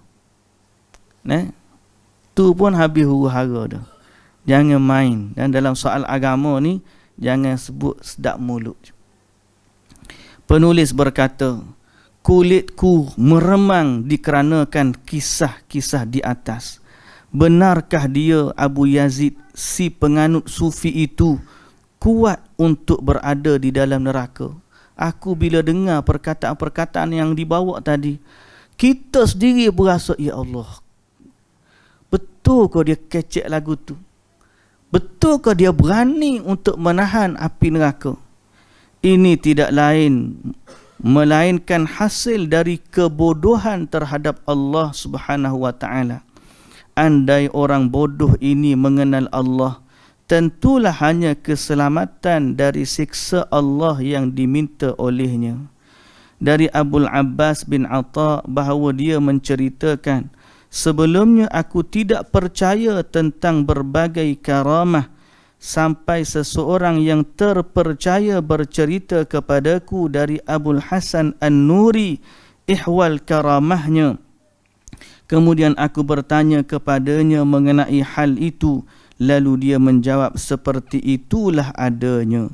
Abul Abbas meneruskan, suatu ketika kami berada di atas Sumairiyah di Sungai Tigris, yakni sejenis kapal laut. Orang-orang pun berkata kepada Abul Husain, keluarkan untuk kami seekor ikan dari Sungai Tigris sebesar 3 ritil dan 3 uqiyah. Bibir Abul Husain kemudian terlihat berkumat kamit. Tiba-tiba ada seekor ikan seberat 3 ritil dan 3 uqiyah. Ikan tersebut muncul dari air lalu tergeletak di atas kapal. Ada yang bertanya kepada Abul Husain, demi Allah, kami meminta engkau agar memberitahu kepada kami apa doa yang engkau panjatkan. Dia menjawab, aku berdoa, demi kemuliaanmu, jika engkau tidak mengeluarkan ikan seberat 3 ritil dan 3 uqiyah dari air ini, yakni air laut, aku akan menenggelamkan diriku ke Sungai Tigris. Betul berlaku lagu tu sungguh. Naik sungguh ikan. Orang tanya, doa kamu? Aku kata ke Tuhan, ya Allah, kalau tak naik ikan, aku tujung dalam ni. Al-Junaid berkata, aku mendengar An-Nuri bertutur, pada saat aku berada di Raqqah, murid-murid setempat menemuiku. Mereka berkata, mari kita memancing ikan. Mereka pun berkata kepadaku, wahai Abul Husain, dari ibadah, ijtihad dan kesungguhanmu, hadirkanlah seekor ikan seberat 3 ritil, pas, tidak kurang dan tidak lebih. Maka aku meminta kepada Tuhanku, ya Allah, jika engkau tidak mengeluarkan ikan dengan berat seperti yang mereka sebutkan saat ini juga, maka aku akan lemparkan diriku ke dalam sungai Furat. Tidak lama kemudian muncullah seekor ikan dari laut, lalu aku timbang dan ternyata beratnya 3 ritil, tidak kurang dan tidak lebih. Karamah dahsyat. Al-Junaid melanjutkan, aku bertanya kepada Abul Husain, wahai Abul Husain, jika ikan tidak keluar, apa benar engkau akan melempar dirimu? Dia kata, ya. Dari Abu Ya'qub Al-Kharrat, bahawa dia menukilkan Abul Hasan An-Nuri berkata kepadaku, sejak lama aku merasa kurang berkenan dengan karamah. Pada satu hari aku mengambil sebatang kayu dari anak-anak. Aku berdiri di antara 2 sampan, lalu berkata, demi kemuliaanmu, apabila engkau tidak memunculkan seekor ikan untukku seberat 3 ritil pas, tidak lebih dan tidak kurang, nescaya aku tidak akan makan apa pun. Abu Ya'qub melanjutkan, hal itu lalu terdengar oleh Al-Junaid, maka dia berkata, seharusnya yang keluar dari sungai itu adalah seekor ular yang akan mematuknya. Abu Sa'id Al-Kharraz berkata, dosa terbesarku adalah aku mengenalnya. Macam-macam. Dosa terbesar aku adalah mengenalnya. Besar benar diri dia ni, siapa Tuhan pun takut ke dia, ugut, main nguguk dengan Tuhan. Bukan minta dak, Tuhan, kalau mu tak naikkan ikan seberat 3 ritil, kalau bahasa kita, ikan sebesar 3 kilo, aku terjun. Jadi Tuhan pun sayang ke dia, Tuhan pun buat naik dia. Main ugut lagu tu. Penulis berkata, jika perkataan Abu Sa'id itu difahami dengan pengertian berikut, aku mengenalnya tapi aku tidak berbuat sesuai tuntutan ma'rifatku terhadapnya, sehingga dosaku menjadi besar seperti dosa orang yang mengenal dia namun tetap berbuat maksiat kepadanya, maka kata-kata itu boleh dianggap baik. Namun jika tidak difahami seperti itu, kata-kata tersebut buruk. Kemudian, dosa terbesarku adalah mengenalmu. Dosa aku paling besar sebab kenal Allah. Dia kata kalau dia kata maksud dia kenal Allah, lalu dia tidak beramal sesuai dengan tuntutan tu hak jadi besar, itu betul. Tapi kalau dia maksudkan sebab kenal Allah lah dosa dia besar, ataupun dosa besar dia adalah mengenal Allah, maka perkataan itu adalah perkataan yang buruk. Tapi inilah perkataan yang keluar daripada mulut-mulut orang sufi sebahagiannya. Dari Asy-Syibli dia berkata, makhluk mencintaimu sebab nikmat-nikmatmu, tapi aku mencintaimu kerana musibah yang engkau turunkan. Okey, sebab musibah yang engkau turunkan. Abu Abdullah Ahmad bin Muhammad Al-Hamdani berkata, satu ketika aku bertamu ke tempat Asy-Syibli. Saat aku berdiri untuk keluar, dia mengatakan kepadaku dan orang yang ikut bersamaku, yakni dari rumah tersebut, pergilah, aku bersama kalian di mana saja kalian berada. Kalian berada dalam perlindungan dan penjagaanku. Asy-Syibli kata ke dia, mungkinlah mana aku akan bersama dengan kalian, kalian berada dalam perlindungan dan penjagaanku. Bukan perlindungan penjagaan Allah dak ni, penjagaan tok guru dia. Ni, supalah ni, kalau nak menega, nak gapo kau kena minta izin dengan ahli naubah dulu. Ni kalau nak tidur ke gapo, baca biar ahli naubah yang jaga. Ini semua benda-benda yang lahir daripada perkataan sufi yang melampau. Okey. Dari Mansur bin Abdullah, sebab dari sudut syariat sebenar yang jaga kita adalah Allah. Fallahu khairun hafizah. Dialah sebaik-baik yang menjaga kita, Allah Subhanahu wa taala, dan tidak ada yang berkuasa dan boleh memberi manfaat serta mudarat melainkan Allah Subhanahu wa taala. Dari Mansur bin Abdullah dia berkata, sekelompok orang menjenguk Asy-Syibli saat sakit yang mengantarkannya kepada ajal, yakni sakit sebelum dia nak mati. Mereka pun bertanya, bagaimana keadaanmu wahai Abu Bakar? Asyibli menjawabnya dengan syair. Sungguh kekuasaan cintanya berkata, aku tidak sudi menerima suap, maka mintalah kalian kepadanya. Nescaya aku menebusnya dengan nyawaku, namun kematianku tidak timbulkan pengaruh, tidak berpengaruh apapun terhadapnya. Ibnu Aqil bertutur dikisahkan dari Asyibli bahawa dia berkata, Allah berfirman, wala sawfa yu'tika rabbuka fatarda, dan sungguh kelak Rabbmu pasti memberikan kurniaannya kepadamu sehingga engkau menjadi puas. Dia kata apa? Demi Allah, Muhammad tidak akan puas tatkala di dalam neraka masih ada seorang dari umatnya. Dia boleh bahas lagu tu. Yang dia kata apa? Allah akan keluarkan semua umat Nabi Muhammad daripada neraka.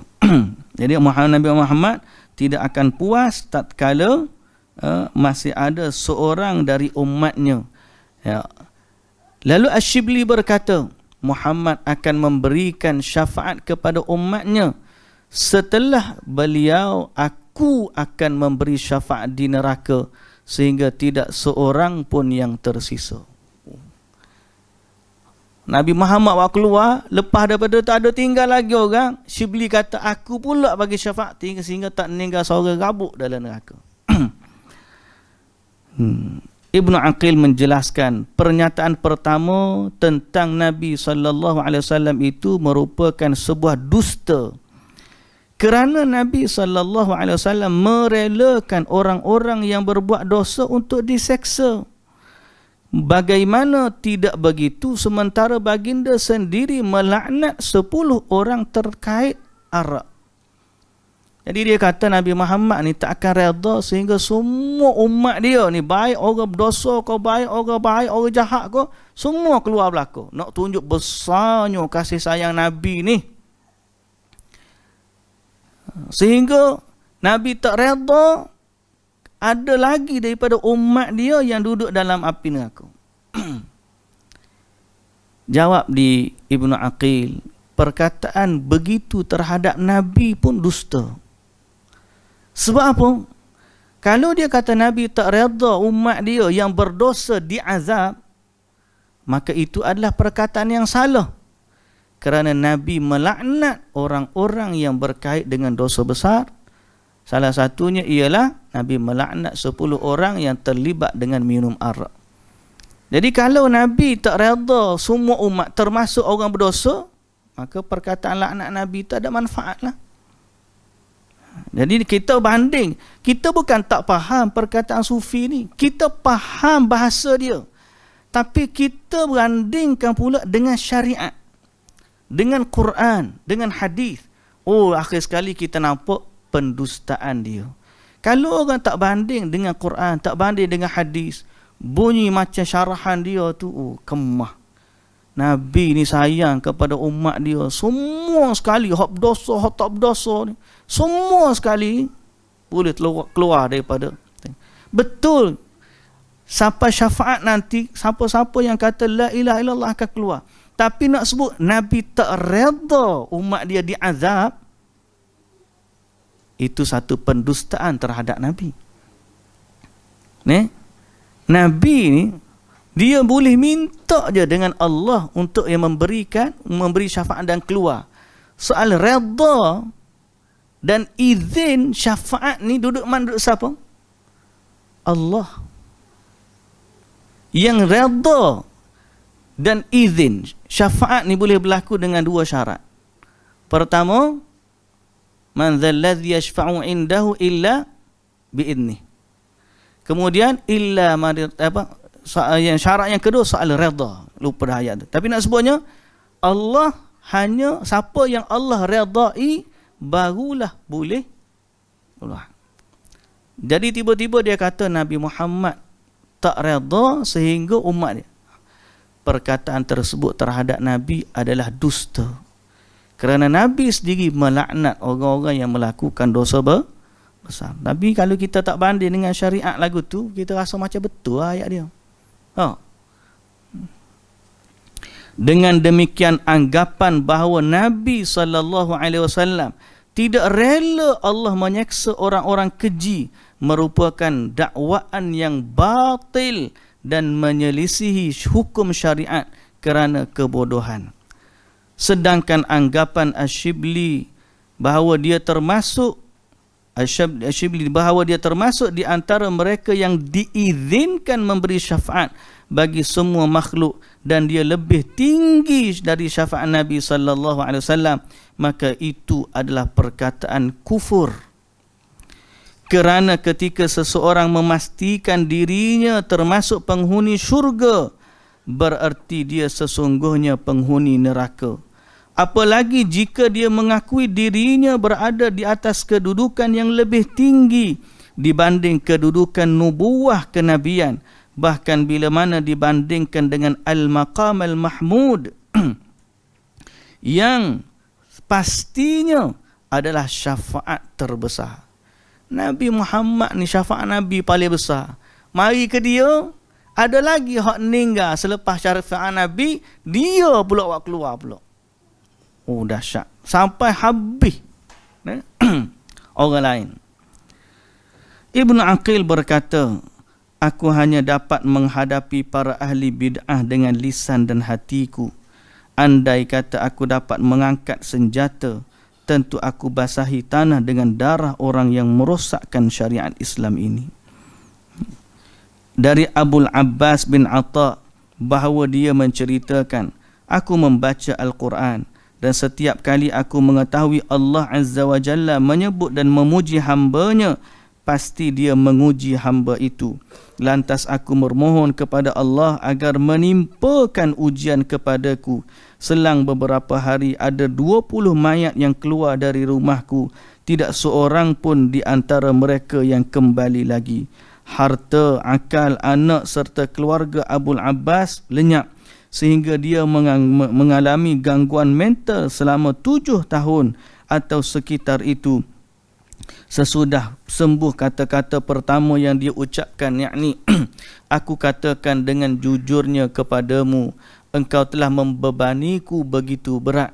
Aku menanggung dan bersabar di atas kehendakmu. Sungguh inilah perkara yang menghairankan. Aku menegaskan, sedikitnya ilmu orang itulah yang memicunya supaya meminta ujian dari Allah. Padahal permintaan diberi ujian merupakan tindakan yang mengandungi unsur menunjukkan kekuatan. Maka ini termasuk keburukan yang paling buruk. Orang ni, dia siapa pun ikat, dia ni punyalah, orang panggil tenggelam dalam kesufian dia, sampai dia minta dia diuji oleh Allah. Kata di penulis kita, orang yang minta dia diuji, ya Allah, ujilah aku. Ya Allah, timpalah musibah ke atasku. Sebab dia yang kata begitu. Okay?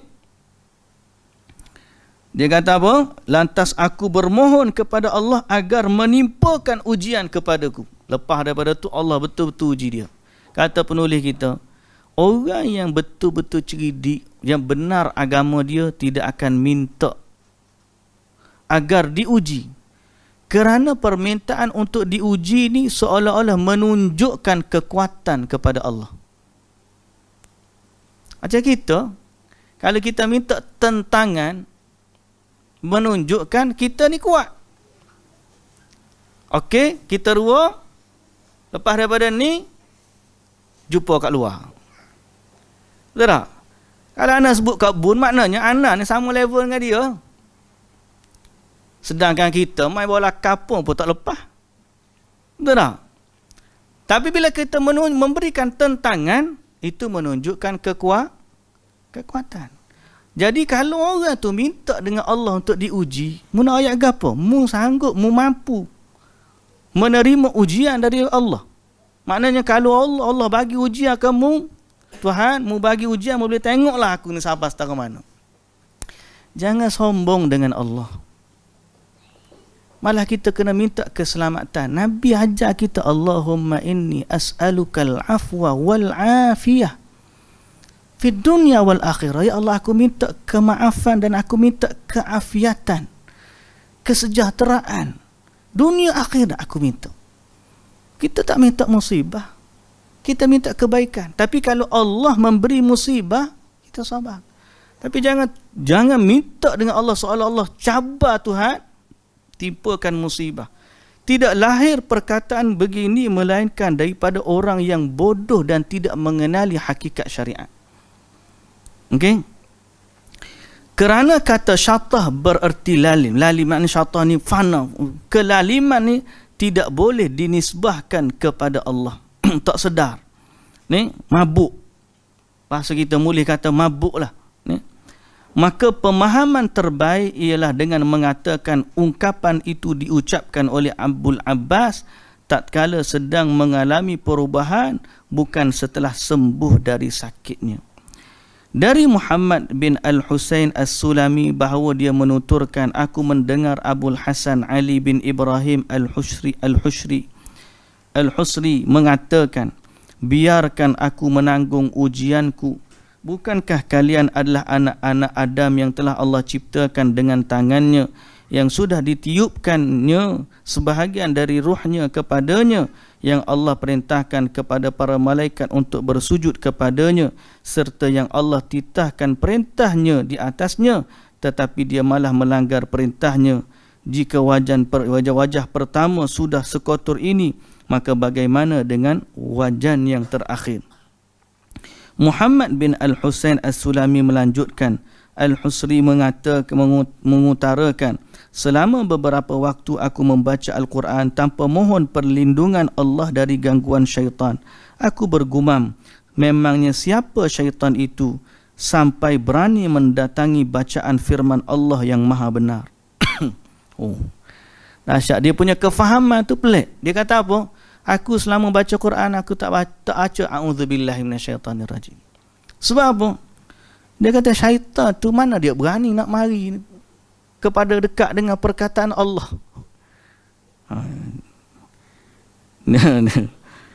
Dia punya pemikiran ni.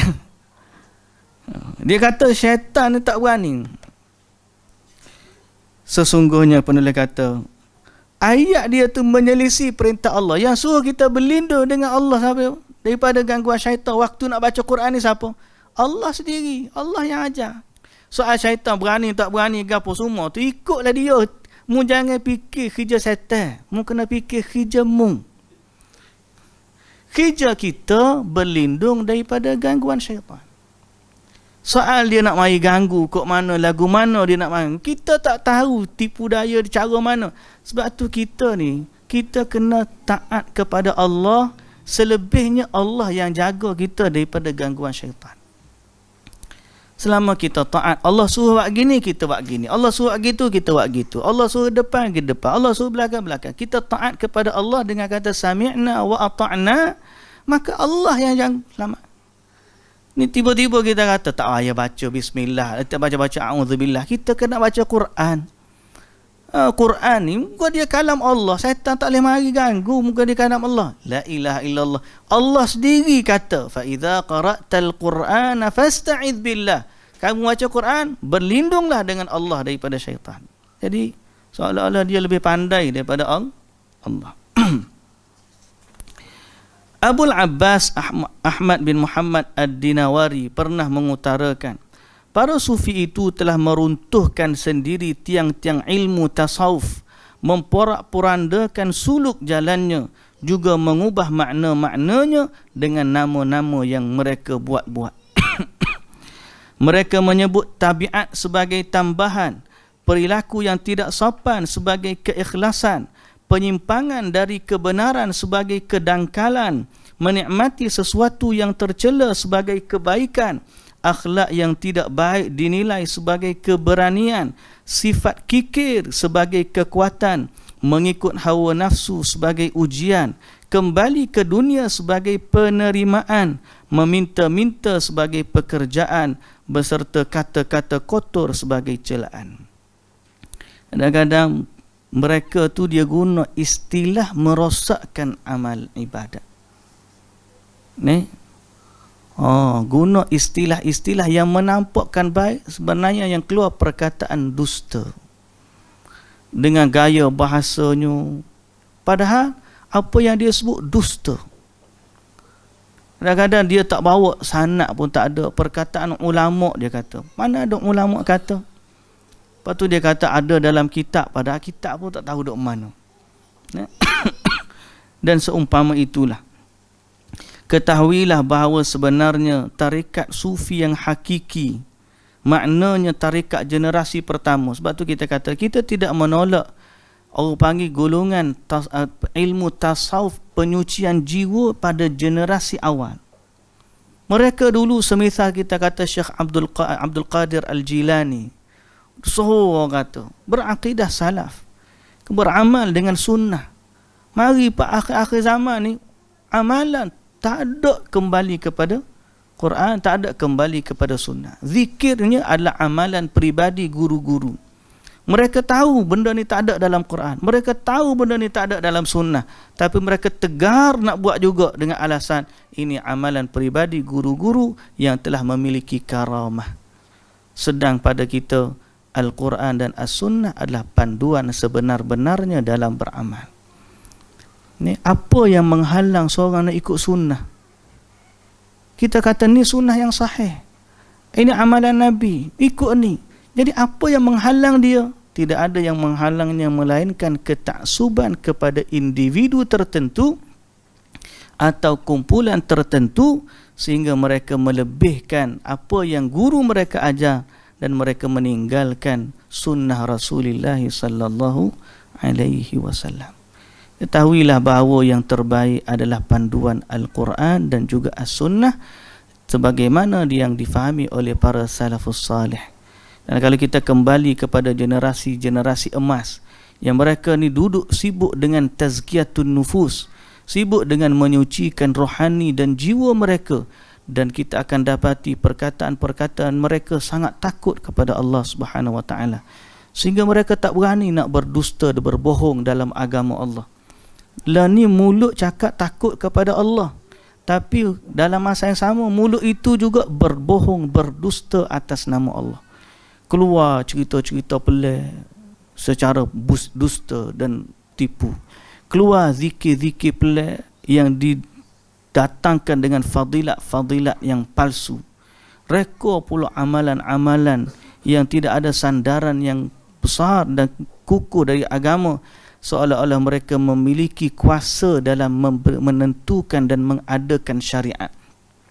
Semua ini menyalahi sifat golongan sufi generasi salaf, generasi awal, yang mana mereka mendekatkan diri kepada Allah dengan panduan dari Al-Quran dan juga As-Sunnah. Ibnu Aqil berkata, kaum sufi menyebut perkara haram dengan sejumlah istilah. Mereka mengubahnya dengan beberapa nama, namun maknanya sama. Mereka menyebut berkumpul untuk bersenang-senang, lantas menyanyi sebagai awqat, yakni waktu, dan remaja belia itu sebagai syab.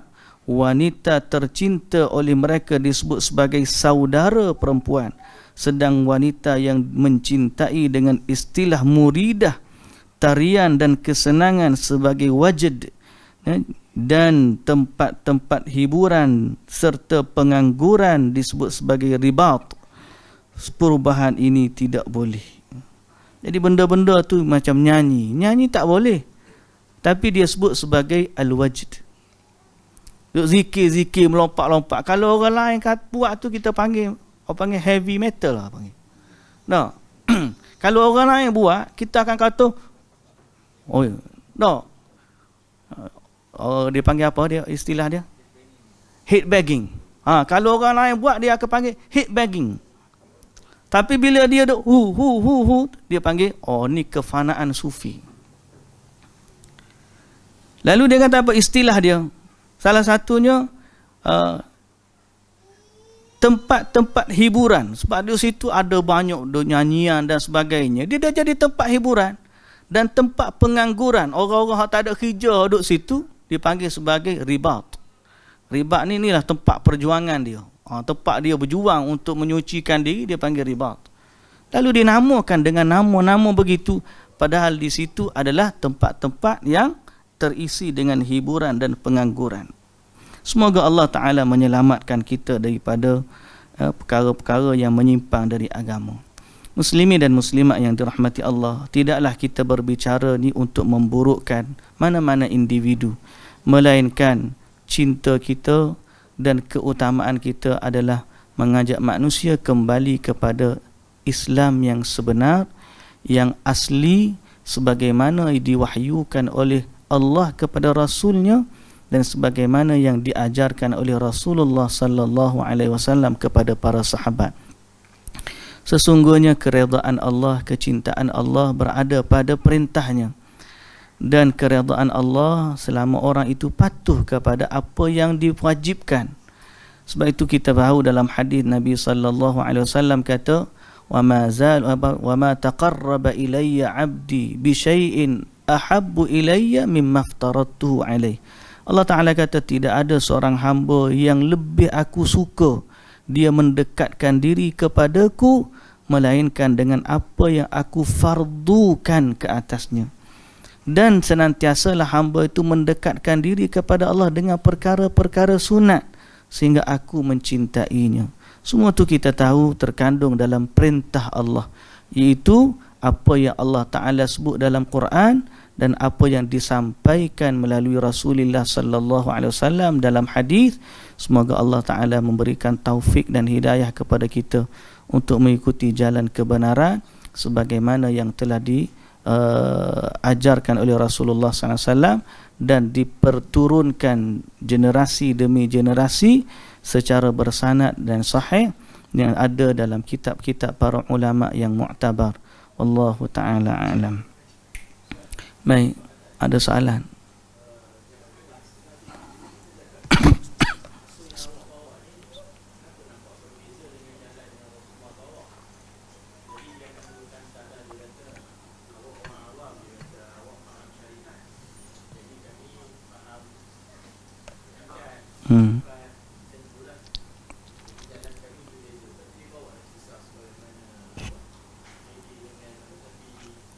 Nabi Musa.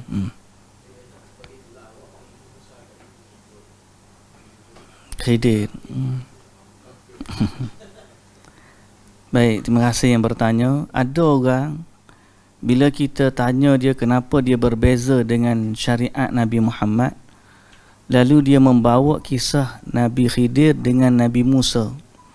Jadi sebagaimana Nabi Khidir tak terikat dengan syariat Nabi Musa, maka seperti itulah dia dah sampai ke satu darjat, satu keadaan yang dia dah sampai ke level hakikat dan makrifat yang terkeluar daripada syariat. Pertama, pembahagian itu adalah pembahagian yang batil. Membahagikan orang tu sampai pekat ni syariat, ni hakikat, ni makrifat, sehingga orang yang sudah sampai level makrifat sudah tak terikat dengan syariat, itu adalah pembahagian yang batil. Kerana tidak ada seorang pun yang terlepas daripada syariat Islam. Sebaik-baik manusia adalah Nabi sallallahu alaihi wasallam, dan sebaik-baik manusia setelah Rasulullah sallallahu alaihi wasallam dari umat ini adalah Abu Bakar As-Siddiq radhiyallahu anhu. Semua dua-dua orang dan semua para sahabat lain semua ikut syariat. Apakah dia mendakwa dia sampai ke satu tahap yang lebih tinggi daripada Rasulullah dan para sahabat, maka itu adalah dakwaan yang batil. Pertama. Yang kedua, kalau dia guna hujah Nabi Khidir dengan Nabi Musa, kita juga kata hujah tersebut terbatal kerana berbeza sifat syariat Nabi Musa dengan Nabi Khidir. Syariat Nabi Musa hanya untuk Bani Israel. Dan kalau lelaki yang dalam surah Kahfi itu benar Nabi Khidir, maka dia terkeluar daripada syariat Nabi Musa kerana dia bukan Bani Israel. Kan Nabi Musa berjalan dengan anak murid dia sampai ke pertemuan dua sungai atau dua laut, barulah jumpa dengan lelaki tersebut. Menunjukkan Nabi Musa tinggalkan Bani Israel, bermusafir, barulah jumpa lelaki tersebut. Dan lelaki itu tak ikut syariat Nabi Musa. Wajar, Sebab apa? Dia bukan Bani Israel. Adapun Nabi Muhammad sallallahu alaihi wasallam, tidak boleh seorang pun daripada manusia yang hidup setelah Nabi Muhammad sallallahu alaihi wasallam diutuskan, melainkan dia mesti ikut syariat Nabi Muhammad sallallahu alaihi wasallam. Sehingga kalau Khidir masih lagi hidup zaman ni, dia mesti ikut syariat Nabi Muhammad sallallahu alaihi wasallam. Bagi yang berpandangan hidup lagi lah, kita berpandangan sudah pun meninggal. Dan andai Nabi Isa alaihissalam turun di akhir zaman sekalipun, padahal dia ni rasul, antara rasul yang teragung dari kalangan para rasul, pun bila dia turun di akhir zaman, dia ikut syariat Nabi Muhammad sallallahu alaihi wasallam. Maka siapakah dia untuk dia kata dia tak terikat dengan syariat Nabi Muhammad sallallahu alaihi wasallam, kerana dia sudah sampai ke level hakikat dan juga makrifat. Maka itu adalah kebohongan di atas hujjah yang tidak benar. Semoga Allah Ta'ala memberi kefahaman kepada kita, dan cita-cita kita lah untuk mendekatkan diri kepada Allah, dan cita-cita kita untuk bernaung di bawah panji Nabi Muhammad sallallahu alaihi wasallam di akhirat kelak. Semoga Allah Ta'ala memberkati dan merahmati kita semua. Wallahu ta'ala alam. Subhanakallahumma wa bihamdika asyhadu an la ilaha illa anta astaghfiruka wa atubu ilaik. Aqulu qawli hadza wa astaghfirullahal azim li wa lakum. Wassalamu alaikum warahmatullahi wabarakatuh.